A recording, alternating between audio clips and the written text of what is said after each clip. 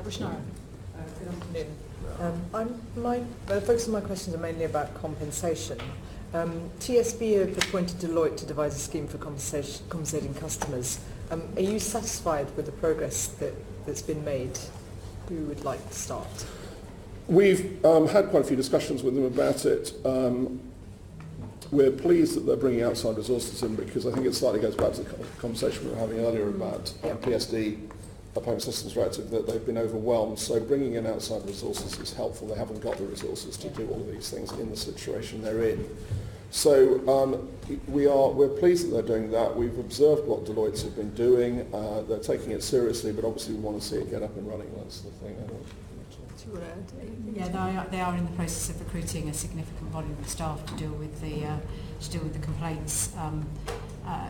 We haven't yet seen an end-to-end execution plan for how. When do you expect to see it? Hopefully not too long from now. We are in discussions with them about it. In the next week or month? I've got in my head that it is within the next week. Within the next week. They're getting to that stage, yes. Great. And when do you expect, how long, in these sorts of circumstances, how long would you expect it to take for a compensation system to be established and for it to be, the time frame within which people can seek compensation? So they have already started to resolve and settle complaints. Yeah. So obviously they will then be checked against that strategy that's finally agreed to make sure that everyone is compensated fairly and sure. But what would the FCA expect to be reasonable it for should these happen things to be quickly, settled? because it's not complex in that sense. I mean, it's clear what's happened. Yep. I doubt many of the complaints are going to be sort of stunningly complex in that sense, because the timeline is quite short in terms of when things went wrong. And on your letter to the chair, you said that you set out the principles for TSB's approach to complaints and redress. Can you say a bit more about how you will expect those principles to be adhered to in the compensation arrangements? Well, first of all, we'd say we would expect them to be embedded in there. We will do our own testing and observation to ensure they are. We'll want to see how the scheme is actually operating.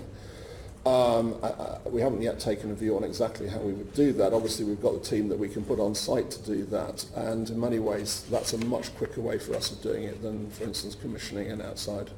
The problem with commissioning something like 166 is it'll take us some time to commission it. So my natural reaction is we've got a team, we'll go in. Okay.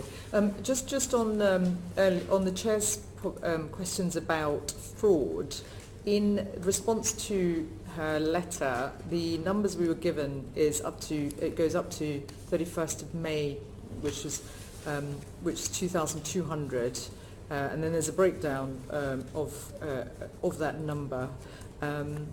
Do you have any numbers since then of any further complaints, and how many others have complained about fraud?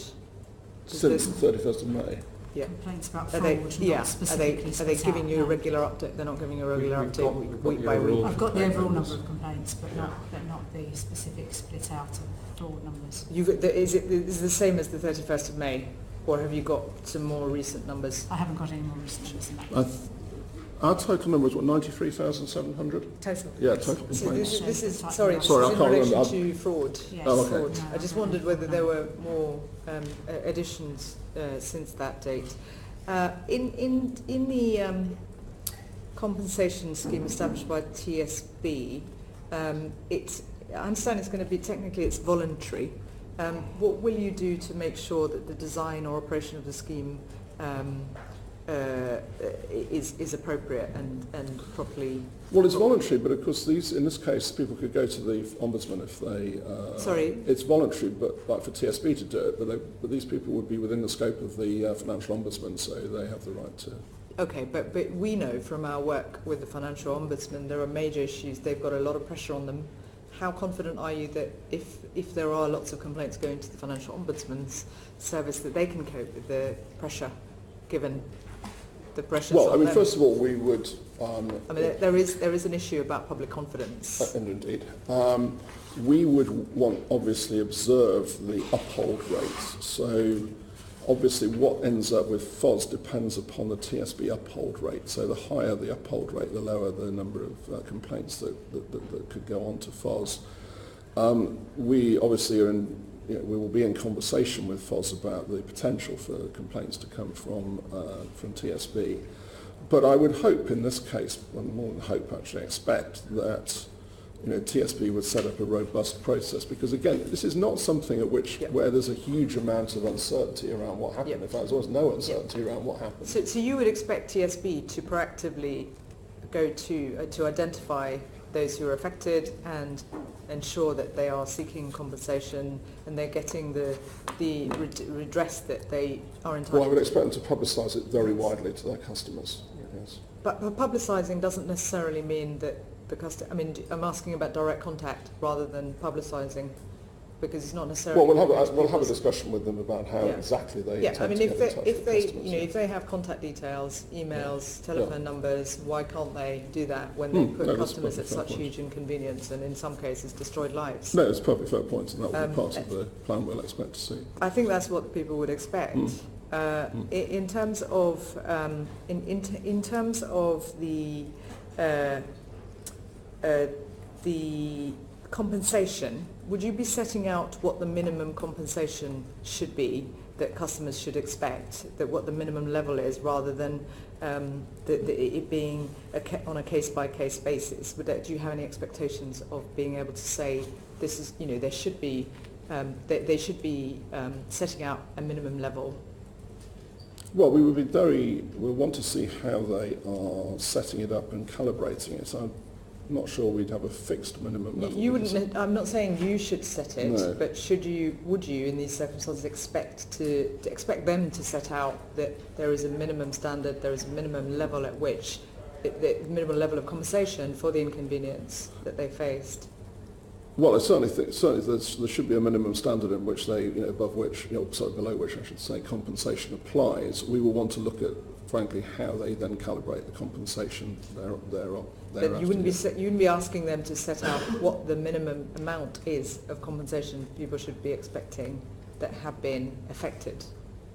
You wouldn't set that expectation. Well, people are affected in different ways depending on which bit of their service. Because you see, this is the point. Their services have not been affected evenly by any means. This is one of the underlying issues here. So I don't think there's a sort of standard rate for it in that sense. Okay, I'm not suggesting a standard rate. I'm just suggesting that sometimes people get the fob off, which is we'll deal with it on a case by case, and they might put a lot of time and effort, sometimes money, and not get anywhere, or they might be sent off to the FOS and it's a hiding to nothing, and we can't have that. So it's important that the rules are laid down by the FCA, and you will appreciate, Mr. Bailey, but given the evidence we've received in the past in relation to how small businesses and the GRG scandal, how even those who put their own money, hundreds of thousands of pounds, into lawsuits got treated appallingly by that bank, and the FCA fell short, and therefore the public won't have confidence in these issues being dealt with adequately unless you lay down the law and set out what your expectations are. Well, can I give you the other example, which I think is actually, because the thing about GRG... But you understand I understand what you're making, but I think the example that's given, much nearer to this in terms of the processes would be PPI, where we have been very clear with the banks, and we have been very... we have followed very closely what we tend to call the uphold rates and the way in which banks have handled cases. It's a big part of the work that we have done to establish the sort of the end of the PPI process. And there we are, and those cases do end up with the ombudsman if the uphold goes onwards. And then, we have been very closely involved, so I can assure you, yes, we do get involved. I mean, GRG is obviously very different in that respect because of the nature of the regulatory perimeter. But the public don't really see it like that, with respect. The public hear evidence that's given, as it has happened in this committee, about the way people have been treated. These are not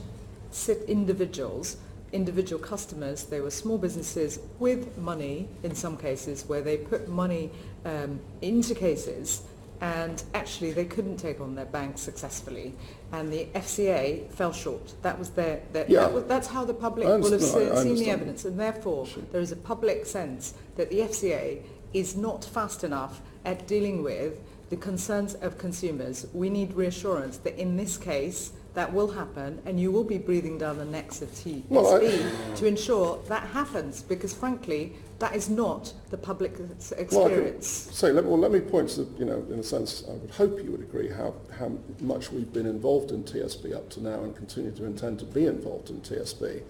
And I would just go back to PPI because it's a closer analogy. But I'm talking about something different, which is the most recent evidence we've had about the way small businesses had been treated in the GRG case, appalling cases. Yes. Yes, you will appreciate that.